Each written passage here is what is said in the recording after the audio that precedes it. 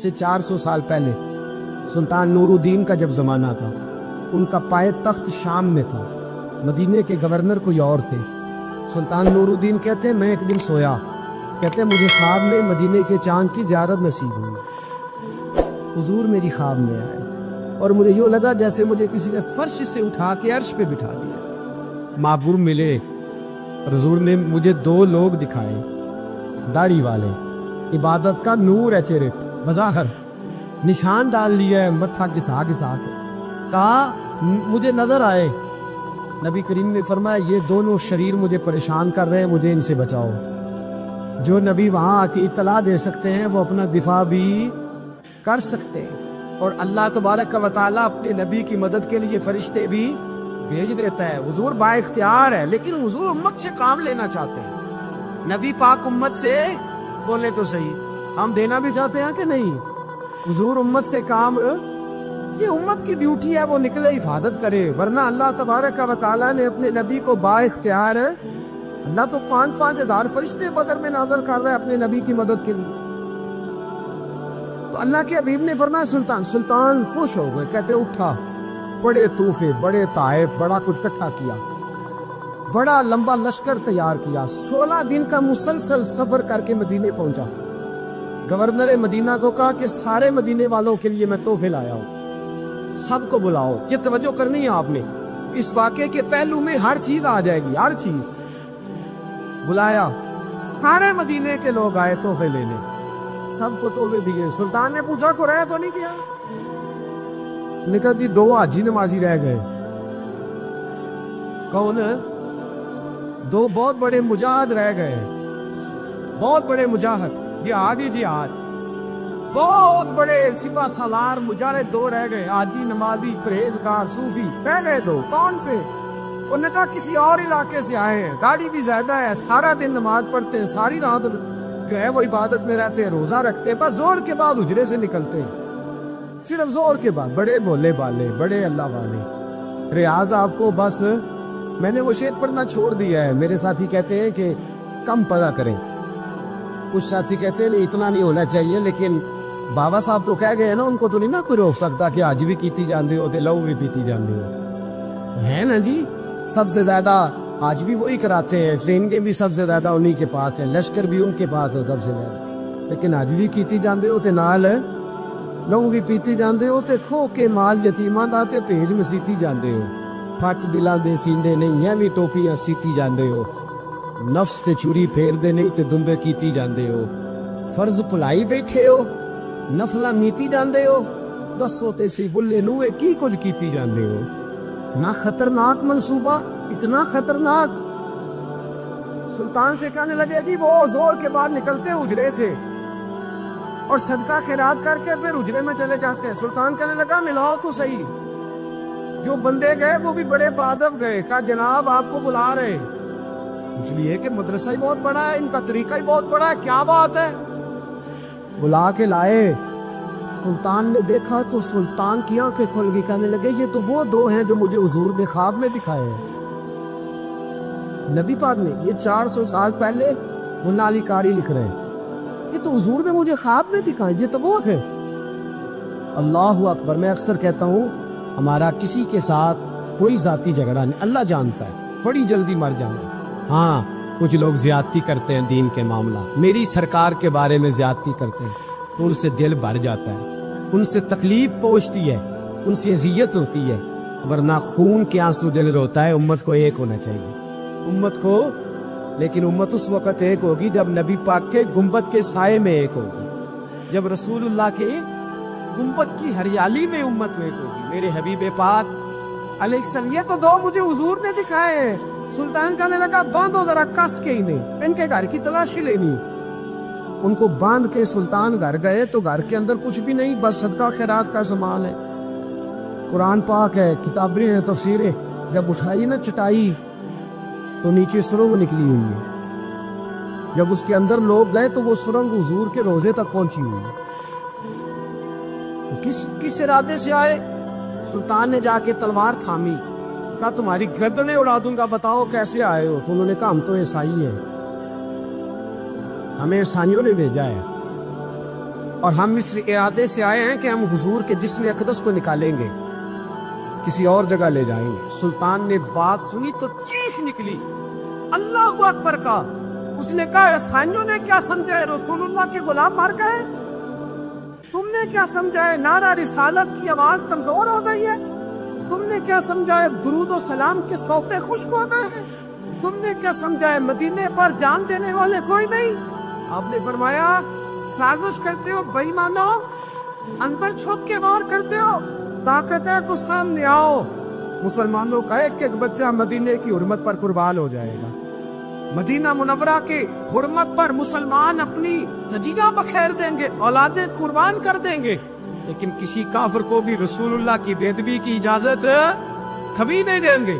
سلطان نے پکڑا، قتل کیا، پھر سلطان نے ان کو کاٹا، آگ میں جلایا اور فرمایا مسلمانوں ہر حاجی نمازی دیکھ کر، ہر دعوت دینے والا دیکھ کر ادھر بفر نہ جایا کرو، پہلے دیکھ لیا کرو اس کے سینے میں مصطفیٰ کا پیار بھی ہے کہ نہیں، اس کی باتوں سے عشق رسول کی خوشبو بھی آتی ہے کہ نہیں، اس کا لب و لہجہ نبی پاک کی ادب والا بھی ہے کہ نہیں، اس کے انداز، اس کے اعتبار رسول اللہ کا پیار بھی بتلاتے ہیں کہ نہیں۔ میں بلبل خوش لہجائے گلزار نبی ہوں، روٹھی میری باتیں ہیں کیونکہ نمک خار نبی ہوں۔ دیکھو دیکھو یہ رسول اللہ صلی اللہ علیہ وسلم کا فرما بردار۔ ایک اور بھی سازش ہوئی رافضیوں نے کی، انہوں نے بھی 2 بندے کی دفعہ بھیجے تھے، وہ بھی کھودنے لگے، کدھر آئے ہو؟ پکڑے گئے تو کہنے لگے حضرت ابوبکر حضرت عمر کا جسم نکالنے آئے، معاذ اللہ تعالی۔ لیکن میرے رسول نے یہ حرکت بھی کرنے کی اجازت نہ دی۔ سلطان نور الدین کہتے ہیں یہ کام کر کے جب میں واپس لوٹا، جا کے سویا تو مجھے پھر حضور کی زیارت نصیب ہوئی، مجھے مدینے والے محبوب کا پھر دیدار نصیب ہوا۔ حضور خواب میں آئے، فرمایا حبیب نے بتایا کچھ نہیں، بولے کچھ نہیں، بس مجھے دیکھتے جاتے تھے اور مسکراتے جاتے تھے۔ سلطان نے چاروں جانب کھدوا کے نا خندق، اس میں سیسا ڈلوا دیا، دیواریں پکی کرا دی، کوئی کھودنا بھی چاہے تو پہنچ نہ سکے۔ کہتے ہیں حضور دیکھتے جاتے، مسکراتے جاتے، اور جب میرے نبی میری طرف دیکھ کے مسکراتے تو مجھے یوں لگتا اللہ نے میرے لیے جنت کے سارے دروازے کھول دیے۔ مجھے یوں لگا جیسے جنت کی حوریں مجھے سلامی دینے آئی، مجھے یوں لگا جیسے فرشتے جھونکا آئے ہیں اور مجھے کہتے ہیں کیا تیرا مقدر ہے، کیا تیرا نصیبہ ہے، کیا تیری بات ہے۔ حضرت سیدنا ابو موسیٰ اشعری کہتے ہیں کہ میں نے نا مال غنیمت کی صفائی کی تو 1 دینار مجھے نا کہیں پڑا ہوا مل گیا، تو فرماتے ہمیں اجازت ہوتی تھی کہ 1 دینار ہم اپنی مرضی سے کہیں خرچ کر سکتے تھے۔ اگر آپ ناراض نہ ہوں تو ہمارے ہاں جب چیئرمین صاحب، ناظم صاحب ٹھیکے دیتے ہیں تو ٹھیکیدار ان کا چھوٹا بھائی ہوتا ہے، یا چچا کا بیٹا ہوتا ہے، یا خالہ کا بیٹا ہوتا ہے، وہ خود ناظم ہوتے ہیں اور ان کا چھوٹا بھائی ٹھیکیدار ہوتا ہے، یعنی وہ نا سارا کچھ گھر کے اندر ہی رہتا ہے، گھر کے اندر ایک پیسہ دیتا ہے، دوسرا واپس اس کو واپس کر دیتا ہے، گھر کے اندر ہی۔ اب تو خیر ہمارے لوگ سمجھدار ہو گئے، ایک بندہ ایک سیاسی جماعت میں ہوتا ہے، دوسرا دوسری میں، اور تیسرا جس کی بھی حکومت آئی، حکومت تو ہماری رہے گی نا، ایک بندہ تو ہے نا اس جماعت۔ یہ اچھا لوگوں نے ایک طریقہ نکالا۔ تو حضرت عمر کے بیٹے گزر رہا تھا تو حضرت ابو موسیٰ اشعری کہتے ہیں میں نے صفائی کی تو 1 دینار نکلا، تو میں نے وہ 1 دینار نا حضرت عمر کے بیٹے کو دے دیا۔ میں نے کہا لو بیٹا اپنے چچا کی طرف سے تحفہ۔ اور گھر جا کے انہوں نے حضرت عمر کو بتایا کہ چچا نے پیسے دیے ہیں، چھوٹے بچے تھے۔ حضرت عمر نے حضرت ابو موسیٰ اشعری کو بلا لیا اور بلا کے فرمانے لگے میں تو تمہیں اپنا دوست جانتا تھا اور تو نے میری اولاد کو ہی دنیا دار بنانا شروع کر دیا، میرے بچوں کو ہی تم نے دنیا دار پیسوں پہ لگانا شروع کر دیا، میں تو تمہیں یار سمجھتا۔ فرمایا تمہیں چاہیے تھا میرے بیٹے کو نصیحت کرتے کہ بیٹا پیسوں سے رب راضی نہیں ہوتا، اس کی رضا والے کام کیے جائیں تو رب راضی ہوتا ہے۔ اور فرمایا تمہیں کوئی اور گھر نہیں ملا تھا تباہ کرنے کے لیے، میرا ہی گھر ملا تھا، اٹھاؤ اپنا دینار اور خبردار آج کے بعد میرے بچوں کے ساتھ یہ والی نیکی نہ کرنا۔ اور ہمارا کیا سٹیٹس ہے، دوستی ہے ہی اس سے جو تحفے زیادہ دے، جو بچوں کو خراب کرنے میں مدد زیادہ کرے اس کے ساتھ گرا۔ حضرت عمر نے گھر پہ اور سب سے بڑھ کر اپنی ذات پہ توجہ کی۔ حضرت ابو مالک رضی اللہ تعالیٰ عنہ کہتے ہیں میں عمر کے پیچھے پیچھے ایک باغ میں گیا، اکثر اس باغ میں جایا کرتے تھے، اور عمر جا کے نا تو درخت کے نیچے بیٹھ گئے اور فرمانے لگے او امیر المومنین اللہ سے ڈر جاؤ، ورنہ جس رب نے حکومت دی ہے وہ عذاب بھی بڑا دے گا، ڈر جا رب سے۔ کبھی ساری زندگی حضرت عمر نے اپنا کوئی تعارف نہیں کرایا، کبھی نہیں۔ ایک بندے نے آپ کے سامنے تعریف کر دی آپ کی تو فرمانے لگے تو خود بھی ہلاک ہوا اور مجھے بھی ہلاک کر دیے، کیا ضرورت پڑی ہے میری تعریفیں کرنے کی؟ اتنی دیر میری تعریف میں لگائی، اللہ کا ذکر کرتا رب تجھے ثواب دیتا، حضور پہ درود پڑھتا تو رب تیرے اوپر رحمتیں نازل کر۔ کس چکر میں آج جتنا اچھی کوئی خوشامد کرے اتنی اچھی وزارت ملتی ہے، جتنی اچھی اس کو جو ہے وہ چاپلوسی کرنی آیا درجہ بھی اسے اتنا ہی اچھا ملتا ہے۔ حضرت عمر فاروق رضی اللہ تعالیٰ عنہ آپ کے بیٹے کہتے ہیں، صاحب فتوح الشام نے لکھا ہے، آپ کے صاحبزادے کہتے ہیں میں نکلا تو میرے ابا جی نا اپنی پشت پر مشکیزہ رکھ کے کنویں سے پانی بھر کے آ رہے، میں دوڑ کے آگے گیا، میں نے کہا ابا جی مجھے دے دے۔ فرمانے لگے بیٹا تیرا کیا خیال ہے، کوئی اور نہیں تھا مشکیزہ بھر کے لانے کے لیے، تیرا کیا خیال ہے؟ کہا ابا جی بڑے لوگ تھے پر آپ کیوں اٹھا رہے ہیں؟ فرمانے لگے نفس نا ذرا میرا بڑا ہو گیا تھا، اسے ذرا ذلیل کر رہا ہوں، ذرا اپنا محاسبہ کر رہا ہوں، یہ مجھے کہہ رہا تھا تو بڑی چیز ہے، تو میں نا ابھی مشکیزہ گھر رکھ کے آؤں گا، پھر تیری ماں نے مجھے کہا ہے کہ گھر میں لکڑیاں کوئی نہیں جلانے کی، پھر میں جنگل سے لکڑیاں کاٹ کے لاؤں، امیر المومنین بن کے نا تو میرا نفس تھوڑا بڑا ہو گیا۔ آپ یقین کریں ہمارا آزما خراب ہو جاتا ہے جب تک ہمارا تعارف صحیح نہ ہو، ہمارا تعارف ٹھیک نہ ہو، میں یہ ہوتا ہوں میں وہ ہوتا ہوں، چھوڑ مٹی دیں تے مٹی رہنا ہی، مٹی دیں تے مٹی رہنا ہی، ایویں کادی بلے بلے، اج مٹی دے اتے بندیا تے کل مٹی دے تھلے، مٹی دیں تے مٹی رہنا ہی، کادی بلے، مجھے پوچھ لو مجھے جان لو میرا نام لے لو، میں بھی آیا ہوں، میں بھی ہوتا ہوں، میرا بھی یہ تذکرہ ہے۔ جس کو اپنا تعارف کرانا پڑ گیا اس سے بھی زیادہ کمزور کوئی ہے؟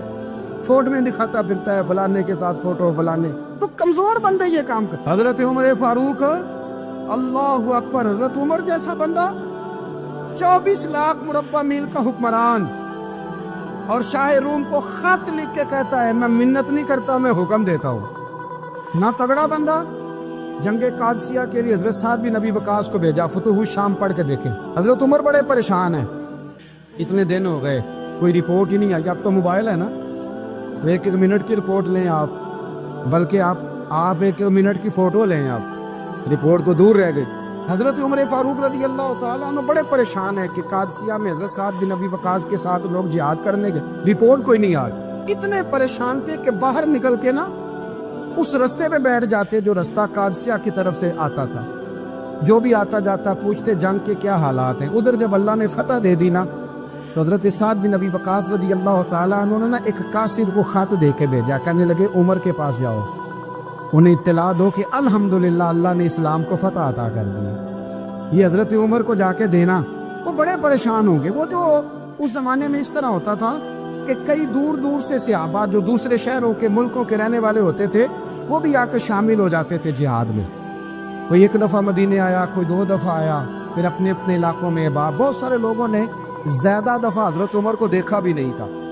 وہ جو قاصد خط لے کے آیا تھا نا اس نے ایک آدھ دفعہ دیکھا تھا، اب حضرت عمر بوڑھے ہو گئے، وہ پہچانتا نہیں تھا، ادھر سے وہ خط لے کے آ گیا۔ حضرت عمر مدینے سے باہر نکل کے اس روڈ پہ بیٹھے تھے جو قادسیہ سے آتا تھا، جب وہ اس آدمی کو آتے دیکھا تو حضرت عمر اٹھ کے کھڑے ہو گئے، فرمانے لگے قادسیہ سے آ رہے ہو؟ وہ کیا کہتا ہے؟ پھٹے پرانے کپڑے، ٹوٹے ہوئے جوتے، سر پہ پرانی پگڑی، کہنے لگے غلام مدینے کے رہنے والے ہوں؟ حضرت عمر کہنے لگے ہاں مدینے کا ہوں۔ کہا میں قادسیہ سے آیا ہوں، الحمدللہ اللہ نے اسلام کو فتح دے دی ہے، الحمدللہ کفر کی کمر ٹوٹ گئی ہے۔ اس نے یہ بات کر کے تو گھوڑے کو ایڑی لگائی، گھوڑا دوڑنے لگا مدینے کے، حضرت عمر بھی ساتھ ساتھ دوڑ رہے ہیں۔ فرمانے لگے اچھا بتاؤ خالد بن ولید کا کیا حال ہے؟ تھوڑا آگے جا کے فرمانے لگے اسامہ بن زید کیسے ہے؟ وہ کہتے ہیں ٹھیک ہے۔ پھر اس نے اور گھوڑا، عمر ساتھ ساتھ دوڑ رہے ہیں، ساتھ ساتھ 24 لاکھ مربع میل کا حکمران، ایک جوتا پیر سے نکل گیا، عمر دوڑ رہے ہیں۔ آگے جا کے پوچھتے ہیں سعد بن ابی وقاص کا کیا حال ہے؟ کہ حضور وہ بھی ٹھیک ہے۔ کتنے لوگ میرے شہید ہو گئے مسلمانوں میں سے؟ کہنے لگا صحیح گنتی کا نہیں پتا، یہ لفظ ادا ہوتے ہوتے مدینے کی سرحد آ گئی۔ لوگوں نے عمر کو گھوڑے کے ساتھ دوڑتے دیکھا تو کہا امیر المومنین کیوں دوڑ رہے ہیں؟ وہ غلام چھلانگ لگا کے نیچے آیا، قدموں میں بیٹھ گیا، کہنے لگا حضور آپ نے بتایا ہی نہیں آپ امیر المومنین ہیں۔ آپ فرمانے لگے کیا بتاتا؟ मैं तो ऊँट चराने वाले का पुत्र हूँ, क्या बताता। वो उमर हूँ जिसने अपने गुनाहों का हिसाब देना है, क्या बताता। जो सात दिन अभी वकास को जिहाद पे भेज के खुद बुज़दिलों की तरह घर में बैठा है, क्या बताता। कोई हैसियत नहीं, कोई तार। तूने अच्छा किया, तू तो मुजाहिद था, मुझे साथ साथ दौड़ाया, तूने अच्छा किया। जितने लोग थे चीखे मार के रोने लगे। हजरत फारूक आज़म से कहने लगे, उमर जब तक तेरे जलवे रहेंगे अल्लाह कामयाबियां ही अता फरमाएगा, जब तक तेरा रंग रहेगा अल्लाह ताला नवाजता ही रहेगा। कुछ नहीं, कभी अपना आप जाहिर ही नहीं किया। बहुत बड़े थे, बहुत बड़े थे हजरत उमर, बड़े थे। हजरत अबू राफे गुलाम थे, कुरान पाक बड़ा सोना पढ़ते थे। हजरत उमर जब भी उन्हें मिलते कहते अबू राफे तो उमर से अच्छा है, कुरान बड़ा शानदार पढ़ता है। तो वो कहते हुजूर अगर मैं कुरान सही पढ़ता हूँ तो आपको कुरान की तशरीह ज़्यादा सही आती, आप भी तो मुझसे अफजल हैं। तो आप फरमाते नहीं, फिर भी तो मुझसे अफजल है। क्यों? इसलिए कि तू अपने आका की नौकरी भी ठीक करता है और रब की इबादत भी ठीक करता है, और मुझे खाली सिर्फ इबादत करनी होती है, वो भी ठीक नहीं कर पाता। सारी जिंदगी अपना मुहासबा, सारी जिंदगी अपने गिरेबान में देखा, सारी जिंदगी अपने आप को परखा, अपने आप को टटोला। 65 साल उम्र बीत गई। हजरत हुज़ाफा बिन यमान एक सहाबी थे, मेरे नबी करीम अलैहिस्सलाम ना उनसे राज की बातें करते थे। हर बंदे का आज़मा ठीक नहीं होता, सबसे राज की बात नहीं करनी चाहिए। हजरत हुज़ाफा बिन यमान कहते हुजूर राज की बातें बताते। मदीना मुनव्वरा में जो मुनाफिकीन थे उनकी लिस्ट भी नबी पाक ने हजरत हुज़ाफा बिन यमान को दी थी। जब कोई मशकूक आदमी मर जाता ना तो सहाबा कहते हम देखते अगर हजरत हुज़ाफा ने जनाजा पढ़ा तो हम भी जनाजा पढ़ लेते। नबी पाक ने भी कुछ जनाजे नहीं पढ़े, तिरमिजी में है, फरमाया उस्मान से जो बुग़्ज़ रखे उसका जनाजा नहीं पढ़ेंगे। हजरत हुज़ाफा बिन यमान अगर जनाजा पढ़ते तो लोग पढ़ते, वो ना पढ़ते तो लोग जनाजा ना पढ़ते। हजरत हुज़ाफा बिन यमान कहते हैं जनाब उमर फारूक की खिलाफत के आखिरी अय्याम थे, कुछ दिनों के बाद वो शहीद हो गए। फरमाते आधी रात का वक्त था, मैं घर में सोया था बड़ा बेफिक्र, अचानक मेरे दरवाजे पर दस्तक हुई, मैं घबरा के उठा, इतनी रात को कौन आया? इतने कुर्बान जाऊं, दरवाजे पे गया तो अमीरुल मोमिनीन फारूक आज़म दरवाजे पे। मैंने कहा उमर कोई हुक्म था तो मुझे बुला लेते। कहने लगे मैं ना अमीर बन के नहीं आया, तेरा वीर बन के आया हूँ। अमीरुल मोमिनीन की हैसियत से सरकारी काम से बुलाता तो वहाँ बुलाता, मुझे एक ज़ाती काम पड़ गया। कहते मैंने उमर को घर के अंदर बुला के चारपाई पे बिठाया, मैंने कहा हुजूर मैं गरीब आदमी, मैं क्या आपके काम आ सकता हूँ? तो कहते उन्होंने ना मुझे साथ बिठा लिया, फिर मेरा हाथ पकड़ लिया, कहने लगे तू उमर को जानता है? उमर झूठ नहीं बोलता। तू जानता है उमर वादों का पक्का है? कहा हुजूर जानता हूँ। कहा मैं उस वक्त आया हूँ जब देख भी कोई नहीं रहा। हजरत हुज़ाफा बिन यमान कहते हैं परेशान हो गया, हुजूर पहेलियां ना बुझवाए, मेहरबानी कर बताएं किधर आए हैं। तो हजरत उमर फारूक फरमाने लगे 62 साल का हो गया हो, 63 में चल रहा है, दाढ़ी सफेद हो गई है, फल पक गया, उठ फरीदा सुत्या, दाढ़ी आ गई पूर, अग्गा नेड़े आ गई, पीछा रह गई दूर। अब ना अब कब्र अशर का मामला साफ नजर आने लगा है। कहा हुजूर मुझसे क्या चाहते हैं? हजरत उमर रो पड़े, कहने लगे आज मैं इशा के बाद निकला हूं तो नबी पाक के सहाबा मुझे नेक कह रहे थे, फिर मैंने बच्चों की माँ से और बच्चों से भी पूछा है, वो भी मुझसे राजी हैं। पर हुज़ाफा तेरे साथ नबी पाक राज की बातें करते थे, सच बता कहीं उमर का नाम मुनाफिकों में शामिल तो नहीं? सच बता उन मुनाफिकीन में तो शामिल नहीं, कहीं ऊपर ऊपर से तो नहीं सारा कुछ? हजरत हुज़ाफा बिन यमान कहते हैं मैं बाप के मरने पे इतना नहीं रोया जितना उमर के सवाल पे रोया। मैं कदमों में बैठ गया, मैंने कहा नहीं उमर ये तो मैंने नहीं सुना, लेकिन ये मैंने नबी पाक से ज़रूर सुना है कि मेरे बाद अगर कोई नबी होता तो उमर इब्ने खत्ताब होता। ये मैंने अपने कानों से सुना है कि उमर जिस गली से गुजरे शैतान रास्ता बदल जाता। ये मैंने अपने कानों से सुना है कि 950 साल हजरत जिब्रील जनाब उमर की शान बयान करें तो फिर भी बयान नहीं हो सकता। ये मैंने ज़रूर सुना। दोस्तों सारी ज़िंदगी हजरत उमर ने अगर दूसरों का मुहासबा किया तो अपना और अपने बच्चों का भी कड़ा ख्याल रखा, अपनी ज़ात पर बड़ी तवज्जो दी। जो लोग अपना भूल जाते ना, हमें अपनी सेहत का बड़ा ख्याल है लेकिन अपनी रूहानी ज़िंदगी का कोई ख्याल नहीं है। قلبی زندگی کا کوئی تصور نہیں ہے۔ آپ یقین کریں موٹا آدمی کمزور ہونے کے لیے جدوجہد کر رہا ہے، کمزور طاقتور ہونے کے لیے، لیکن جس کو کتنے دن بیت گئے اللہ رسول کی یاد میں رویا ہی نہیں، کتنے دن بیت گئے نہ سننے کو دل ہی نہیں چاہا، جسے مہینوں بیت گئے اور قرآن پاک کی طرف نظر ہی نہیں گئی، وہ فکر مند ہی نہیں۔ زندگی زندہ دلی کا نام ہے، مردہ دل کیا خاک جیا کرتے ہیں۔ بھائی حضرت عمر کی زندگی دور حاضر میں ہمیں یہ سبق دیتی ہے کہ کڑی نگرانی رکھو اپنے پودوں کی، کڑا خیال رکھو اپنے ذاتی باغ کا، اور یہ جو تمہارے دل کی دنیا ہے، یہ تمہاری روح کی زندگی ہے، اس کا محاسبہ کرتے رہو۔ نبی کریم علیہ السلام نے فرمایا اپنا حساب خود کر لو قبل اس کے کہ تمہارا حساب کیا جائے۔ اپنا حساب، ہم ساری دنیا کا حساب کرتے پھرتے ہیں، کوئی کہاں سے کماتا ہے کہاں کھاتا ہے، پر اپنا حساب حضور نے فرمایا حساب کر لو قبل اس سے کہ تمہارا حساب، مولا علی فرماتے ہیں نماز پڑھ لو قبل اس کے کہ تمہاری نماز پڑھی جائے۔ اپنا محاسبہ کریں، تھوڑا سا نا اوپر دائیں بائیں دیکھنے کی بجائے تھوڑی سی گردن جھکا کے نا، درویش کہتے ہیں برے بندے نو میں لبن ٹریا تے جگ تے ملیا نہ کوئی، اپنے اندر چاتی پائی تے میتھوں برا نہ کوئی۔ تھوڑی سی اپنی طرف توجہ دیں۔ ہم نا بے چین وقت گزار رہے ہیں، بے قرار ہیں، بے سکون ہیں، سبب یہ ہے کہ ہم نے نا اپنا حساب کرنا چھوڑ دیا ہے۔ حساب کرو گے، بے حساب تو بندہ روٹی کھا لے تو بیمار ہو جاتا ہے، اور اگر زندگی بے حساب گزرے، گناہوں کا حساب ہی نہ کیا جائے، تقوی کی طرف توجہ ہی نہ کی جائے، تو پھر زندگی دشوار ہو جاتی ہے۔ نبی کریم صلی اللہ تعالیٰ علیہ وسلم نے اپنی زندگی ساری آزمائشوں میں گزاری۔ کہیں آپ کو محسوس ہوتا ہے کہ نبی کریم صلی اللہ علیہ وسلم کسی کے پاس بیٹھے اور فرمایا آؤ میں تمہیں اپنے دکھ سناؤں؟ ہمیں تو مسئلہ بن گیا ہے، ہم لوگوں نے اپنے آپ کو غیر مطمئن بنا لیا ہے۔ ہم ان ساری چیزوں کی ڈیمانڈ کرتے ہیں جو ہمارے مالک نے مناسب نہیں سمجھی ہمیں دینی۔ ہمیں اپنے آپ کو مطمئن کرنا چاہیے، سکون میں رکھنا چاہیے۔ اگر آپ تھوڑا سا اپنے آپ کو سکون دیں، اطمینان دیں، کہیں الحمدللہ، اللہ تبارک و تعالی جہاں جس کو چاہتا ہے وہاں اسے بٹھا دیا کرتا ہے۔ پھر ہم لوگوں کا منصب چھیننا چاہتے ہیں، حسد کرتے ہیں، بغض پیدا ہوتا ہے، عداوت پیدا ہوتی ہے، نقصان ہوتا ہے۔ فطری طور پر جو صلاحیتیں اللہ نے دی ہوتی ہیں ان کو بھی زنگ لگ جاتا ہے، زنگ لگنے لگتا ہے ان سب چیزوں کو جو اللہ نے اپنے فضل سے ہمیں دی ہوتی ہیں۔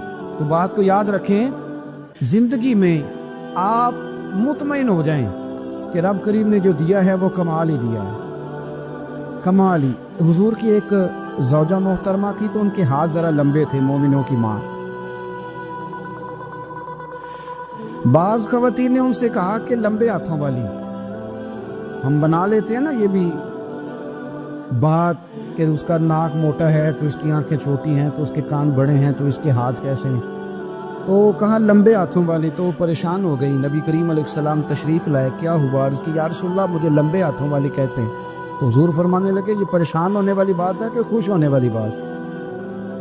یا رسول اللہ کیا مطلب؟ فرمایا تو کہہ کہ رب نے لمبے ہاتھ اس لیے دی ہیں تاکہ میں سخاوت زیادہ کر سکوں، میں سخاوت زیادہ، یہ جو میرا چہرہ ہے نا، یہ جو آپ کا چہرہ ہے، یہ آپ کی چاہت ہے کہ اللہ کی؟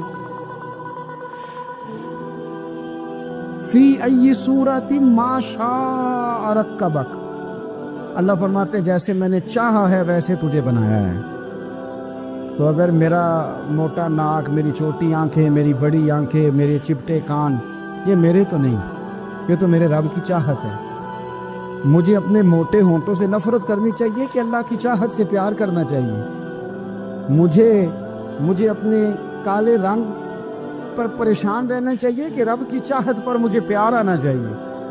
اللہ کی چاہت پر پیار کر، یہ چاہت ہے اللہ کی، یہ چاہت ہے، تو اللہ کی چاہت سے محبت کر۔ تو پریشان ہو رہا ہے فلانے کا رنگ ہو رہا ہے تو میرا کالا ہے، فلانے کا مکان بڑا ہے تو میرا چھوٹا ہے، فلاں بڑی گاڑی میں کیسے بیٹھ گیا؟ بھئی اللہ نے چاہا تھا بیٹھ گیا، اللہ نے میرے لیے سائیکل پسند کی ہے، مجھے الحمدللہ کہہ کے سائیکل پہ بیٹھنا چاہیے، اس نے پسند کی ہے، اس کی رضا ہے کہ میں یہاں رہوں۔ تو ایک بات تو یہ ہمیشہ یاد رکھیں کہ آپ اپنے آپ کو مطمئن کریں، زندگی میں سکون دیں۔ نفسیاتی طور پر ہم بڑے ڈسٹرب اس لیے ہیں کہ ہم بے سکون رہتے ہیں جان بوجھ کے، وجہ ہی کوئی نہیں۔ لیکن نا جب تک زندگی ہے اللہ نے زندہ رکھنا ہے، اور جب وقت آ جانا ہے تو پھر کوئی ہمیں بچا سکتا، تو ٹینشن کس بات کی، ڈپریشن کس بات کا ہے؟ ایک بات۔ دوسری بات یہ کہ دوسروں کی نفسیات کا بھی تھوڑا تھوڑا خیال کریں۔ ہم پتہ کیا چاہتے ہیں، سارے میرے مطابق چلیں، پھر نفسیاتی مسائل پیدا ہوتے ہیں۔ میرے ساتھ اگر 100 بندہ پیار کرتا ہے تو ان کے مطالبے الگ الگ ہیں۔ کوئی کہتا ہے جناب کو پیار ہی کرنا چاہیے، ہر ایک سے مسکرا کے ملنا چاہیے۔ کوئی کہتا ہے حضرت صاحب اتنا بھی پیار کریں تو لوگ نگل جاتے ہیں، تھوڑی ڈنڈی پٹی بھی ہونی چاہیے۔ دونوں قسم کے لوگ ہیں نا جی۔ ایک وہ شخص ہے جو کہتا ہے اتنا بڑا مجمع ہے تو 2 سیکیورٹی گارڈ بھی ہونے چاہیے۔ تیسرا کہتا ہے جی عجیب عجیب لگتا ہے، گارڈ رکھے ہوں کسی بندے نے، کسی بڑے آدمی، تو یہ ہر بندے کا مطالبہ۔ اب آپ نے کیا کرنا ہے؟ آپ نے لوگوں کے مزاج کی رعایت کرنی ہے۔ جہاں تک آپ پیار کر سکے آپ نے کرنا ہے، جہاں تک محبت کر سکے آپ نے محبت۔ نبی پاک نا بچوں کے مزاج کا خیال کرتے، چھوٹے بچوں، حضور پاک سے گزرتے تو فرماتے السلام علیکم۔ ایک بچے نے نا حضور کے کپڑوں پر پیشاب کر دیا تھا، اس کی ماں پریشان ہو گئی، بخاری ہے۔ یا رسول اللہ وہ بچہ تھا پتہ نہیں چلا، تو نبی پاک فرمانے لگے کیا ہو گیا، وہ بچہ ہے، اللہ نے پانی پیدا کیا نا، ابھی اس پہ پانی بہائیں گے سب ٹھیک ہو جائے گا۔ وہ بچہ ہے، لیکن حاجی صاحب گھر میں بگڑ جاتے ہیں، پوتا اگر پیشاب کر دے کہتے ہیں میں نماز پڑھنی ہوندی، وہ بگڑ جاتے، پیر صاحب بگڑ جاتے اس بات پہ، علامہ صاحب بگڑ جاتے، شیخ صاحب کہتے ہیں پتہ ہی نہیں بچے نے پیشاب کر دیا ہے۔ حضور نے فرمایا کہ بچہ بچہ ہوتا ہے، وہ چھوٹا ہے، اس کا ایک مزاج ہے، اس کا ایک مطالبہ ہے۔ اب آپ یہ کہیں کہ وہ بڑا مجھے پاک صاف سمجھتا ہے تو اس رویے سے میرے ساتھ وہ ملاقات کرے، آپ اس کے مزاج کی رعایت کریں گے۔ نبی کریم کے غلام کے بیٹے ہیں حضرت اسامہ بن زید، نواسوں کی بات نہیں سنا رہا، زید بن حارثہ حضور کے غلام تھے، ان کے بیٹے ہیں، چھوٹی عمر تھی، ناک بہ رہا تھا۔ ویسے دادا جی ناک صاف کر دیتے ہیں پوتے کا، ہو سکتا ہے وہ ڈانٹ دے کہ چل دوڑ جا کتنا گندا، اماں سے کہتے ہیں ناک صاف کرے، چل نالائق، نانا بھی کہتے بھاگ جا، کیونکہ وہ حاجی صاحب نے وضو کرنا ہے، نماز پڑھنی ہے، تو ان کے قریب یہ چیز آگے تو بڑا مسئلہ بن جائے گا۔ نبی کریم صلی اللہ علیہ وسلم نے کہا عائشہ اسامہ کی ناک بہ رہی ہے صاف کر دو۔ حضرت عائشہ کہتی ہے میں ذرا اٹھی کو کپڑا دیکھ لو تو حضور جلدی سے اٹھے۔ ایک روایت تو یہ کہ حضور نے ناک پوچھ دیا، اور دوسری میں کہ نبی پاک قریب پہنچ گئے۔ جناب عائشہ کہتے ہیں میں نے ہاتھ پکڑ لیا، میں نے کہا حضور کپڑا لینے گئی تھی آ گئی، کہتے میں نے اپنے ہاتھوں سے ان کی ناک صاف کر دی، ریڑھ صاف کر دیا، اللہ کے رسول گویا میری طرف دیکھ کے مسکرائے، حضور راضی ہوئے۔ بچے تو بچے ہوتے ہیں، بچے تو بچے ہوتے ہیں۔ اب آپ کو بچہ حاجی صاحب مانے، پہلے نمازی صاحب مانے، آپ کو پہلے بچہ جو ہے وہ بڑا سیانہ مانے، سمجھدار مانے، عقل مند مانے، پیر صاحب مانے، چھوٹا بچہ تو نہیں مان سکتا۔ آپ اس کی نفسیات کے مطابق اس کے ساتھ چلیں۔ اب رویہ وہ رکھیں کہ وہ بچہ ہے، وہ چھوٹا ہے، اس حضور بچوں کے پاس سے گزرتے تھے تو انہیں سلام کہتے تھے، آپ بھی کہتے ہیں، آج سے کہیں گے، حضور گزرتے چھوٹے کہتے السلام علیکم۔ اور نبی پاک صلی اللہ علیہ وسلم کبھی کبھی نا بچے کھیل رہے ہوتے تو حضور بیٹھ جاتے، فرماتے یار میرے سینے سے تو لگو، حضور زمین پہ بیٹھ جاتے، بچہ یوں ہاتھ پہ، بچہ دوڑا آتا، حضور کے سینے سے جب لگتا تو نبی پاک گر جاتے اور فرماتے اوئے ہوئے تم نے تو مجھے گرائے بھی ہے۔ یہ بچوں کے ساتھ آپ جو رویہ رکھیں گے وہ میٹھا ہوگا۔ اب آپ کہیں گے چونکہ اب میں ایک عہدے پہ ہوں، میں ایک منصب پہ ہوں، تو یہ آپ کی نفسیاتی کمزوری ہے۔ پھر کیا ہوتا ہے، بچوں کو ڈانٹ کے رکھا جاتا ہے، بے جا ڈانٹ ڈپٹ، بے جا سختی، اور بے جا ان کے ساتھ رویے، اور ان کے ساتھ بڑی عجیب و غریب قسم کی جو ہے وہ ہماری جو ہے وہ گھٹن کیپ آ جاتا ہے بچوں کے درمیان۔ بچے، میں کہا کرتا ہوں، پھر بچے ہمیں دکھ نہیں سناتے، وہ پھر غلط آدمی کو دوست بناتے ہیں، پھر اس غلط آدمی کو اپنی بات بتاتے ہیں، غلط آدمی رازدار بن جاتا ہے۔ آپ ان کی نفسیات کے مطابق ان سے پیار کریں، انہیں ٹائم دیں، آپ دیکھیں یہ کیا سوچتے ہیں، کیا کہتے ہیں، کس طرح کا ان کا رویہ ہے بچوں کے ساتھ۔ پھر نوجوان جب کوئی ہو جاتا ہے تو اس کی سوچیں جوان ہو جاتی ہیں۔ نوجوانوں سے معذرت کے ساتھ نبی پاک علیہ السلام نے نوجوانوں کی حکومت سے پناہ مانگی، نوجوانوں کی حکومت سے پناہ مانگی ہے، اس لیے کہ نوجوان بڑی جلدی پیار بھی کرتا ہے اور بڑی جلدی نفرت بھی کرتا ہے، سوچیں مضبوط نہیں ہوتی۔ नौजवान आदमी, जवान आदमी, बिखरी हुई सोचें होती हैं। मेरे रसूल करीम सल्लल्लाहु अलैहि वसल्लम नौजवानों से उनके मिजाज के मुताबिक डील करते थे, उनकी तबीयत के मुताबिक उनकी ज़हन साजी करते। हम ना जवानों को वक्त नहीं देते, हम मुतालबा करते हैं नौजवान से कि वो है नौजवान, बातें बूढ़ों वाली करे। अगर जवानी में बूढ़ों वाली बातें करे तो फिर तो शेख सादी कहते हैं सारे बूढ़े छोड़ के उस नौजवान के पास बैठो, उसके पास फैज़ ज़्यादा है। अगर ऐसा हो जाए, क्योंकि दर जवानी तौबा करदन शेवाए पैगम्बरी, ये तो अच्छी बात है, लेकिन मेरे अजीज़ अगर ऐसा ना हो, ऐसा मुमकिन ना हो, तो फिर नौजवान को आप उसकी तबीयत के मुताबिक डील करें। आप उसकी सोच देखें, उसका रवैया देखें, उससे प्यार करें। नबी करीम अलैहिस्सलाम के पास एक नौजवान दाखिल हुआ, अंदर दाखिल होते ही उसने फटाफट एक बात कर दी। कहने लगा या रसूलल्लाह मुझे जिना की इजाज़त दे दी। मेरे जज्बात बहुत भटक गए, मैं रोक नहीं सकता। हमारे यहाँ हमारे घर में कोई फ़ोन करे तो हम गैरतमंद बन जाते हैं। मेरी गैरत को गवारा नहीं कि कोई मेरे घर में फ़ोन करे, और अगर मैं किसी के घर में फ़ोन करूं तो फिर गैरत किधर गई? फिर भी आप गैरतमंद नहीं साहब, फिर भी आप गैरतमंद नहीं। अगर आप किसी के घर फ़ोन करते हैं तो आप गैरतमंद नहीं। तो याद रखें, अगर आप ये हरकत कर रहे हैं तो फिर आपको भी थोड़ा एहसास होना चाहिए ना। नबी करीम सल्लल्लाहु ताला अलैहि वसल्लम से उसने कहा मुझे जिना की इजाज़त दे दी। हुजूर फरमाने लगे आगे आ जाओ। हज़रत उमर कहते मुझे बड़ा गुस्सा था, मेरा दिल कर रहा था उठूं और 2 थप्पड़ मारूं इसे। तरीका है बात करने का। हुजूर ने बुलाया, पास बिठाया, थपकी दी। फरमाया एक बात तो बता, तेरे सवाल का जवाब फिर देता हूँ, एक बात तो बता। या रसूल अल्लाह सल्लल्लाहु अलैहि वसल्लम इरशाद फरमाइए। हुजूर फरमाने लगे तू पसंद करता है कि तेरी बहन के साथ कोई जिना करे? पसंद करता है तू कि तेरी बहन के साथ कुछ ना करे? कहने लगा हुजूर मैं बात भी सुनना पसंद नहीं करता। तेरी बेटी के साथ? कहने लगा हुजूर जुबान उसकी खींच लूंगा जो ये बात करेगा। कहा तेरी माँ, तेरी पुप्पी, खाला? का हुजूर खबरदार, किसी बंदे को मैं इजाजत नहीं दूंगा। रसूल करीम फरमाने लगे जिससे तू जिना की इजाजत मांग रहा है वो भी तो किसी की बहन है ना, वो भी तो किसी की बेटी है। जो गैरत, जो हमीयत ये अपने घर के बारे में आती है वो दूसरे के बारे में क्यों नहीं आती? जब नबी करीम ने उस नौजवान को उसके मिजाज के मुताबिक समझाया तो उसकी आंखों में आंसू आ गए।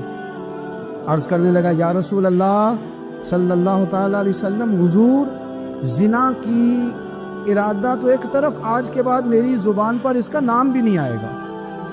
आप सामने वाले की नफ्सियात को देखें, आप अपने मूड में ना रहें। मुझे बड़ी अच्छी तरह याद है, एक दफ़ा ना मस्जिद में एक बच्चे ने ना आधी बाजुओं की शर्ट पहन के नमाज पढ़ी। एक बाबा जी ने उनको ना मना किया, कहते पूरा कपड़े पा के आया कर, पता नहीं तुम्हें? वो कहने लगा, बच्चा कहने लगा नमाज हो जाती है, बाजू आप फोल्ड करके ऐसे करके बड़े बाजुओं फोल्ड करके पढ़ेंगे तो कराहत है, लेकिन वैसे भी आधे बाजुओं वाली शर्ट में नमाज हो जाती है, लेकिन अच्छा अमल नहीं। अच्छा यही है कि आपके बाजू पूरे। तो बुजुर्ग उनसे कहने पूरे कपड़े पहनो, कहने लगा वो हो जाती है नमाज। मैं भी था तो मुझे उन्होंने कहा जी हज़रत साहब बात सुनना। मैंने कहा जी हुक्म। कहने लगे इन कपड़ों में नमाज हो जाती है? मैंने कहा जी हो जाती है। कहते लगता है मुंडा चौधरी आंदा है, एक मुंडा लगता है चौधरी आंदा है। फटाफट उसी वक्त उन्हीं पैरों पे मैं कह दी कि है वाकई चौधरियों का बच्चा। लेकिन मसला ये है कि दीन चौधरी के लिए भी वही है और गरीब के लिए भी। तो आप इस बच्चे बेचारे को अंदर आने तो दें, इसको मस्जिद में दाखिल होने दें, इंशाल्लाह कपड़े भी ठीक पहन के आ ही जाएगा।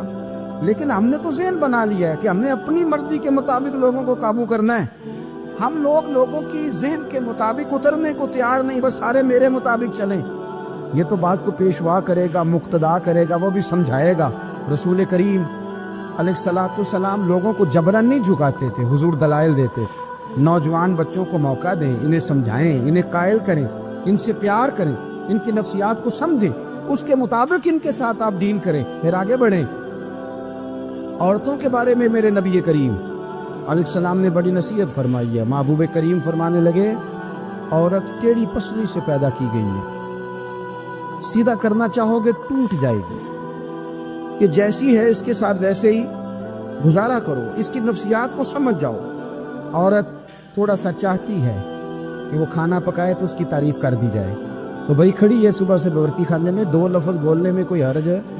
اور اگر کبھی نمک زیادہ ہو بھی جائے تو کیا خیال ہے، بیوی جان بوجھ کے زیادہ ڈالتی ہے؟ اس کا شوق ہے کہ اس کی انسلٹ ہو؟ ہمارا رویہ اتنا سخت ہوتا ہے، بعض اوقات اتنا تکلیف دہ ہوتا ہے کہ اس سے جذبات کو ٹھیس پہنچتی، مزاج میں خرابی آتی۔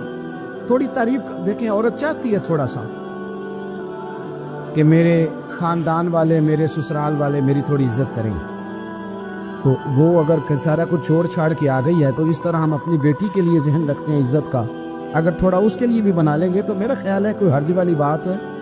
ہم نا لوگوں کا خیال رکھنے کی بجائے لوگوں کو چڑھاتے ہیں۔ ناراض تو نہیں ہو جائیں گے آپ؟ نہیں، رہن دینے ہیں، لگتا ہے تو ہو جانا بھائی، چڑھاتے ہیں لوگ۔ کسی نے کہہ دیا نا کہ یہ میرے گھر نہ آئے آج کے بعد، باپ نے بیٹے کو کہہ دی یہ تیرا رشتہ دار نہ آئے، وہ کہتا تو سویرے ضرور آئیں، ویکھاں گا تینوں کڑا ڈکدا ہے، آنا صبح۔ وہ کسی نے کہہ دیا نا اس گلی سے نہ گزرنا، کہنا میں ابھی گزروں گا، تو دیکھ لے جو تو نے کرنا ہے۔ ہم لوگوں کی نفسیات کے بلکہ پتہ چل دے نا فلانے کو فلاں کی بری لگتی ہے، اس کو لوگ زبردستی کرتے، چڑھاتے ہیں، نفرتیں پیدا کرتے ہیں، اس کے اندر غرور لاتے ہیں، مزاج کے اندر چڑچڑاپن پیدا کرتے۔ یہ کام نہ کریں۔ آپ اپنے لیے کیا گراؤنڈ بنا رہے ہیں کہ لوگ آپ سے نفرت کریں، لوگ تکلیف دیں آپ کو؟ یہ نوجوان بچے، کسی نے ہارن دے دیا گاڑی کا تو آپ اس نے گاڑی پیچھے کرنی نہیں، وہ ماں بدولت کو ہارن بجا دیا۔ یہ مہذب قوموں کا یہ رویہ نہیں ہوتا۔ یہ تو وہ قومیں ہیں جو مطلب بڑی تنگ ہیں اپنے آپ سے، یہ بڑے آوازار لوگ ہیں۔ ٹھنڈے رہیں، میٹھے رہیں، پیار کریں، دوسروں کے جذبات کا احساس کریں۔ نبی کریم صلی اللہ تعالیٰ علیہ وسلم نے ایک دن حضرت عائشہ صدیقہ سے کہا عائشہ تیرے ساتھ ایک بات نہ کروں، حضور کریں؟ فرمایا جب تو ناراض ہوتی ہے تب بھی مجھے پتہ چل جاتا ہے، اور جب تو راضی ہوتی ہے تب بھی مجھے خبر ہو جاتی ہے۔ اتنا دھیان رکھتے ہیں خامن گھر میں اب اس کی پوزیشن کیا ہے اور اب یہ کیا سوچتی ہے اور کس بات پہ اس کو جو ہے وہ ناراضگی ہوتی ہے۔ مجھے جب تو راضی ہوتی ہے تب بھی پتہ ہوتا ہے ناراض۔ تو حضرت عائشہ کہتی ہے نہیں حضور ایسی تو بات ہی کوئی نہیں، آپ بتائیں۔ تو حضور فرمانے لگے جب میں کسی اور زوجہ کے پاس تھوڑا وقت گزار لیتا ہوں زیادہ، اور جب میں آتا ہوں تو ناراض ہوتی ہے۔ یا رسول اللہ کو کیسے پتا؟ فرمایا بتاؤں حضور بتائیں۔ فرمایا اس وقت جب تو قسم اٹھاتی ہے تو کہتی ہے لا و رب ابراہیم، مجھے ابراہیم کے رب کی قسم، اور جب تو مجھ سے راضی ہوتی ہے تو کہتی ہے لا و رب محمد، مجھے محمد کے رب کی قسم۔ تو پھر حضرت ابراہیم کا نام لے لے کے کہ حضرت عائشہ کہنے لگی محبوبہ قربان جاؤں، بات بالکل ٹھیک ہے، ایسے ہی ہے یا رسول اللہ، بالکل ایسے ہی ہے۔ جب تھوڑی خفگی ہوتی ہے تو میں یہ کام، تو حضور تو لوگوں کے مزاج کا خیال کرتے تھے، نبی کریم کو تو پتہ ہوتا تھا۔ عارف رومی رحمۃ اللہ علیہ فرماتے ہیں کہ مثال دینے کے لیے بات سمجھاتے ہیں، فرماتے ہیں ایک شخص جنگل میں لکڑیاں کاٹنے جایا کرتا تھا تو شیر سے دوستی ہو گئی، یعنی ڈائریکٹ بادشاہ سے دوستی ہو گئی، اور بادشاہ بھی وہ جو جنگل کا بادشاہ ہے، جنگل کے بادشاہ سے دوستی ہو گئی۔ اب وہ لکڑہارا غریب آدمی تھا، لکڑیاں تو کاٹنی ہوتی تھی، تو وہ جنگل کا بادشاہ اعلان کر دیتا جانوروں کو کہ میرا دوست آیا، ایک تو کوئی تنگ نہ کرے، اور دوسرا یہ کہ سب لوگ مل کے اس کے ساتھ تعاون کریں۔ کبھی کوئی جانور لکڑیاں اکٹھی کراتا، کبھی کوئی اپنی پشت پہ گدھا، بیل، گھوڑا، خچر رکھ کے وہ لکڑیاں باہر چھوڑنے آتا۔ اب اس کی بڑی دھوم مچ گئی جنگل کے اندر، لکڑہارا مزدور تھا، وہ بادشاہ سے دوستی کر کے بادشاہ ہی بن گیا۔ وہ گھر آ کے نا بیوی کو اکثر بتاتا کہ میرا ایک دوست ہے، میں جاتا ہوں تو ساری پہلے ہی مخلوق کھڑی ہوتی ہے میرے استقبال کے لیے، دوستی جو بڑے سے ہو گئی ہے۔ بنا ہے شاہ کا مصاحب تو پھرے ہے اتراتا، وگرنہ شہر میں غالب کی آبرو کیا ہے۔ ہمیں تو پوچھتا ہی کوئی نہیں، یہ تو بنا ہے شاہ کا مصاحب تو پھرے ہے اتراتا، وگرنہ شہر میں غالب کی آبرو کیا ہے۔ تو وہ لوگوں کو بتاتا، بیوی کو بھی بتاتا دوست ہے، تو بیوی کہنے لگی اتنی تو تعریفیں کرتا، یہ نہیں بتایا کہ وہ جنگل کا شیر ہے، بس میرا دوست بتا دیا۔ بیوی کہنے لگ گئی کہ تو اتنا جو اس کا ذکر کرتا ہے تو کسی دن بلا کسی دن، تاکہ اس کی دعوت کریں۔ اب اس نے پھر نہ اس کو پردے میں رکھا، کیا کہتے ہیں آج کل، سرپرائز دینا ہے، مگر سرپرائز دینا ہے، پردے میں رکھا کہ وہ شیر ہے۔ تو وہ بلا لیا گھر۔ اب اس کے لیے کچا گوشت، ظاہر ہے شیر نے کچا گوشت کھانا تھا۔ وہ کہنے لگی پکانا کس طرح کا ہے؟ وہ کہنے لگا جب وہ آئے گا پھر بتاؤں گا۔ اور وہ کچا گوشت 2-3 بکرے ذبح کر کے ڈال دیے۔ وہ آ گیا شیر، اور پھر امی کہتے جب وہ آیا نا تو اس کی بیوی نے دیکھا، اس نے ایک سخت جملہ کہہ دیا، کہنے لگی اوہو میں سمجھی تھی پتہ نہیں کون ہے، اس طرح کے درندے تیرے یار ہیں، کتے بلے دوست بنائے ہوئے ہیں، یہ کیا بات ہے؟ خیر وہ شیر نے سن لیا، گوشت کھایا، وہ چلا گیا۔ اگلے دن لکڑ آرا لکڑیاں کاٹنے گیا تو شیر نے ملاقات کرتے ہی لکڑ آرے سے کہا کہ یہ نا کلاڑی اٹھا اور میری پشت پہ نا ایک زخم کر دے۔ اس نے کہا نہیں میں یہ کام نہیں کرتا، تو میرا دوست ہے۔ اس نے کہا سن بھائی میں نے پیار سے کہا ہے تو مان جا، ورنہ میں ہوں شیر، میں نے تجھ سے منوا ہی لینا ہے، میں کوئی تکلیف دوں گا مناسب نہیں، تو کر۔ اس نے کلاڑی اٹھائی اور اس کی پشت پہ ایک زور سے زخم لگا دیا، خون بہنے لگا۔ اس نے کہا تو نے آج کے بعد آنا ہے، لکڑیاں کاٹنی ہے، تجھے کوئی کچھ نہیں کہے گا، بس یہ ایک حکمت تھی جو میں نے کیا ہے۔ قصہ مختصر، وہ آتا رہا، لکڑیاں ملتی رہی، خدمت بھی ہوتی رہی، 6-8 ماہ گزر گئے۔ ایک دن شیر اس سے کہنے لگا یہ میرے ذرا بال اٹھا کے دیکھ، وہ جو تو نے زخم لگایا تھا وہ کہاں پہ ہے؟ اس نے وہ بال اٹھا کے دیکھا تو زخم ملا ہی نہیں، کئی جگہ پہ ٹٹولا کا یار یہاں تھا یہاں تھا یہاں تھا۔ شیر نے پھر کیا کمال ہی جملہ کہا، اس نے کہا کہ وہ جو کلاڑی کا زخم تو نے لگایا تھا نا وہ مکمل ہو گیا، لیکن تیری بیوی کا جو لہجہ تھا اور اس کی جو تلخی تھی وہ آج تک میرے ذہن میں موجود ہے، وہ ابھی بھی مجھے تکلیف دیتی ہے۔ وہ بات سوچتا ہوں مجھے اس نے درندہ کہا، اس نے میرے بارے میں اتنے کچے اور کمزور اور سخت جملے کہے، تو وہ بات مجھے بھولتی، وہ آج بھی میرے ذہن میں اسی طرح گونجتی ہے۔ تلخ جملے جو اس نے کہے اور خوفناک جو انداز اس نے اختیار کیا، وہ بات مجھے کبھی بھی بھولتی۔ تو آپ کے لفظ لوگوں کو بھول جاتے ہیں پر لہجہ یاد رہتا ہے۔ انسان کی بات کا دوسرے پر بڑا اثر ہوتا ہے، لیکن اس کی بات کے ساتھ ساتھ اس کے لہجے کا بھی بڑا اثر ہوتا ہے۔ کھانے کا بھی بڑا اثر ہے، لیکن کھانا آپ کس برتن میں رکھ کے دے رہے ہیں اس کا بھی بڑا اثر ہے۔ آپ نے کھانا کس طرح سجایا ہے، کس جگہ کسی کو بٹھایا ہے، اس کا بھی بہت زیادہ اثر ہے۔ اسلام یہ کہتا ہے کہ آپ کا جو لب و لہجہ ہے وہ ہمیشہ اچھے اخلاق والا ہونا چاہیے۔ لہجے جو ہوتے ہیں نا، لہجے، لب و لہجہ، وہ بڑی تاثیر رکھتا ہے، بڑا اثر رکھتا ہے۔ چھوٹا سا بچہ ہوتا ہے، دودھ پیتا ہے، ابھی نونہال بچہ ہے چھوٹا سا، ابھی اسے پتہ نہیں ہے کہ کون سی بات کا کیا معنی ہے۔ اسی بچے کے آپ نے گال پہ محبت کے ساتھ ہاتھ پھیرا تو وہ ہنس دیتا ہے، لیکن اگر آپ غصے کے ساتھ اس کی گال پہ ہاتھ لگاتے ہیں تو وہ رو دیتا ہے۔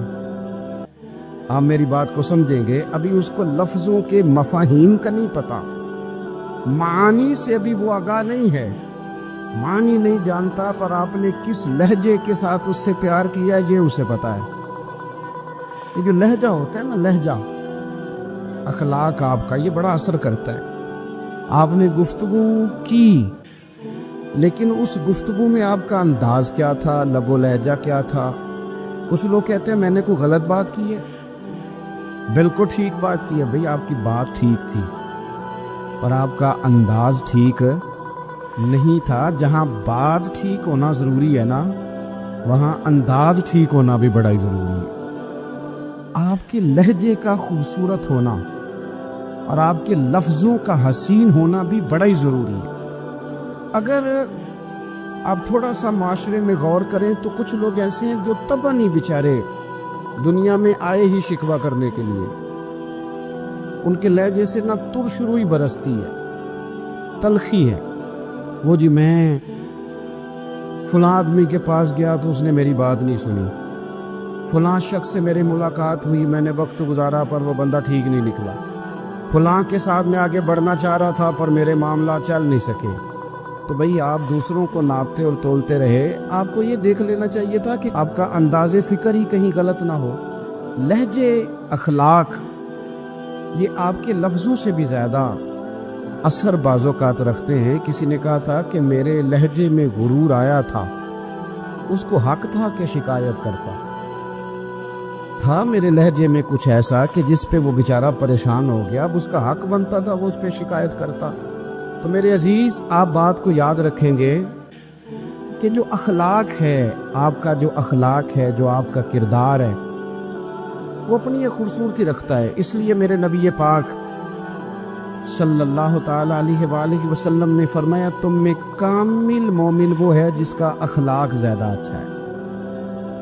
جو کہانیاں زیادہ سناتا ہے وہ نہیں، جو اپنی خدمات زیادہ بتاتا ہے وہ نہیں، جو باقی سب کی نفی کر کے کہتا ہے کہ دنیا میں کوئی بندہ ٹھیک نہیں، صرف میں ٹھیک ہوں، وہ والا بندہ نہیں، بلکہ فرمایا جس بندے کا اخلاق زیادہ اچھا ہے۔ اخلاق دیکھیں، یہ جو آپ کا لہجہ ہوتا ہے نا، یہ بہت زیادہ اثرات مرتب کرتا ہے آپ کے گھر پہ بھی، باہر بھی۔ آپ اگر اپنی گفتگو میں باڈی لینگویج کو تھوڑا سا اچھا رکھیں، کچھ لوگ ایسے ہوتے ہیں جو بات بڑی صحیح کرتے ہیں پر کچھ زیادہ ہی باتیں کرتے ہیں، تو زیادہ باتیں کرنے کی وجہ سے ان کی جو صحیح باتیں ہوتی ہیں ان کا بھی وزن خراب ہو جاتا ہے، کیونکہ وہ زیادہ باتیں کرتے ہیں، ہر وقت بولتے ہیں، ہر وقت بات کرتے ہیں، تو جب وہ ٹھیک بات بھی کر رہے ہوں تب بھی ان کی بات کا لوگ اثر قبول نہیں کرتے۔ لیکن اگر ان کا لہجہ باوقار ہو، بات وہ تھوڑی کریں پر جتنی کریں ذرا سونی کر کے کریں، گفتگو میں خود بخود اثر پیدا ہو جائے گا، بات اچھی لگے گی۔ اخلاقی رویے اگر لوگوں کے زیادہ اچھے ہو جائیں، ایک تو مسکرانے کا بل کوئی نہیں آتا، اس کے پیسے کوئی نہیں لگتے، اور یہ بھی شکر ہے ابھی تک اس پر ٹیکس بھی کوئی نہیں، یہ بھی مقام تشکر ہے۔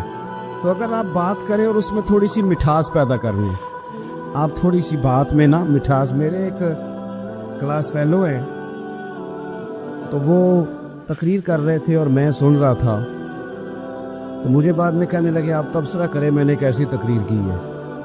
یہ ہوتا ہے نا جی، بعض اوقات دوست بیٹھتے ہیں بے تکلف تو کئی دفعہ کچھ باتیں ایسی ایک دوسرے کے ساتھ کرتے ہیں، تو مجھے کہنے لگے آپ بتائیں کہ میں بات کر رہا تھا تو کیسی تھی؟ تو میں نے کہا جب آپ بات کر رہے تھے تو میں ڈر رہا تھا، مجھے لگ رہا تھا کہیں آپ لڑ نہ پڑیں۔ بھئی آپ اطمینان سے بات کریں، آپ تسلی سے بات کریں، آپ خندہ پیشانی کے ساتھ بات کریں۔ میرے نبی پاک صلی اللہ تعالیٰ علیہ وسلم نے فرمایا، مسلم شریف کی حدیث ہے، حضور فرماتے ہیں نیکی کو کبھی چھوٹا نہیں سمجھنا، نیکی کو حقیر نہیں سمجھنا، کچھ نہ ہو سکے تو اپنے بھائی سے مسکرا کے بات ہی کر لیا کرو، بات کرو تو تمہارے لہجے میں ترش روئی نہ ہو۔ بعض اوقات آپ تلخ بات کرتے ہیں، آپ کا لہجہ تلخ ہوتا ہے تو آپ کی صحیح بات بھی قبول نہیں کی جاتی، لیکن اگر آپ کے لہجے میں مسکراہٹ ہو، آپ کے لہجے کے اندر خوبصورتی ہو، تو آپ کے اپنے بھی، آپ کے بیگانے بھی، سب کے سب آپ کی بات کو تسلی کے ساتھ سمجھنا وہ گوارا کریں گے۔ اسی طریقے سے ہمارا دل کرتا ہے کہ لوگ ہماری بات سنیں، ہمارے گرویدہ ہوں، ہم جو پیغام دینا چاہتے ہیں وہ پیغام لوگ اچھے طریقے سے قبول کریں، اس پر لوگوں کی توجہ زیادہ ہو، یہ ہمارا شوق ہوتا ہے۔ اور دنیا میں اب تو فیمس ہونے کا شوق بڑا بڑھ گیا ہے، اب بڑا بڑھ گیا، اب تو لوگوں کو نا شاید لوگ مقبولیت اسی کا نام لیتے ہیں کہ میرے اتنے لائکس ہیں، اتنے فالور ہیں، اتنے سارے لوگ ہیں تو شاید میں بڑا مقبول ہوں۔ یاد رکھنا، قابلیت سے زیادہ قبولیت ضروری ہوتی ہے۔ فالور کیا کریں گے اگر رب بھی راضی نہ ہوا تو؟ لائکس کیا کریں گے؟ اگر تو قبول ہو جائے تو پھر چلو کسی لائکس کا بھی فائدہ ہے، کسی فالور کا بھی، اور اگر قبول نہ ہو تو پھر کوئی فائدہ جنوں پریتم اپنا آنکھیں ہی نہ وہ اجے سہاگن ہو ہی نہیں۔ تو جب وہ قبول کر لے پھر تو بڑی بات ہے، اور اگر قبولیت نہ ہو تو پھر بڑے بڑے مجمع بھی کوئی فائدہ نہیں دیتے۔ ہماری خواہش ہوتی ہے کہ لوگ ہمیں جانیں، لوگ ہمیں پہچانیں، اللہ تعالیٰ علیہ وسلم نے ارشاد فرمایا، حضرت ابو ہریرہ رضی اللہ تعالیٰ عنہ روایت کرتے، حضور فرمانے لگے، تم مال کے ذریعے لوگوں کو اپنا گرویدہ نہیں بنا سکتے، پیسے دے کے لوگوں کو پیچھے نہیں لگا سکتے۔ کتنے کو دو گے؟ دیکھیں نا، پیسوں سے تو بندے کا لالچ شروع ہو جاتا ہے، ایک دفعہ دیں، پھر دوسری دفعہ دیں، پھر تیسری دفعہ دیں، روز دیں گے تو بندہ راضی ہوگا، اور اگر آپ نے 99 دفعہ دیا، ایک دفعہ نہیں دیا تو وہ ناراض ہو جاتا ہے۔ تو کتنا کو لالچ پورا کریں گے؟ تو حبیب پاک علیہ الصلوۃ والسلام فرمانے لگے، تم پیسے دے کے لوگوں کو اپنا گرویدہ نہیں کر سکتے، ہاں خندہ پیشانی سے، حسن اخلاق سے ملو گے تو لوگ تمہارے گرویدہ ہو جائیں گے۔ تمہارا اخلاق، تمہاری خندہ پیشانی، تمہارا اچھا کردار، یہ لوگوں کو گرویدہ کر سکتا ہے۔ مال و دولت سے لوگ گرویدہ نہیں ہوتے۔ تو ہمارا وہ جو روزمرہ کا لوگوں کے ساتھ تعلق ہے، لب و لہجہ، میں نے دیکھا ہے بہت سارے لوگ ایسے ہیں جن کے ساتھ لوگ آنا جانا، ملنا بیٹھنا آہستہ آہستہ چھوڑ دیتے ہیں، اور وہ کس لیے چھوڑ دیتے ہیں؟ وہ ان کے رویے کی وجہ سے چھوڑ دیتے ہیں، ان کے انداز فکر کی وجہ سے چھوڑ دیتے ہیں، ان کے شکووں کی وجہ سے چھوڑ دیتے ہیں۔ مزاج ہوتا ہے نا ہمارا کہ ہمیں شوق ہوتا ہے تعلق زیادہ لوگوں کے ساتھ ہو، اور پھر یہ بھی شرط ہوتی ہے کہ میں جس کے پاس جاؤں وہ مجھے یہی کہے کہ تو میرے ساتھ ہی پیار کر۔ ایک صاحب مجھ سے کہنے لگے کہ یہ میں محفل کراتا ہوں، آپ بھی تشریف لائیں، اور میں 20 علماء کو بلا چکا ہوں، اور بڑے بڑے نامور نام انہوں نے میرے سامنے لیے۔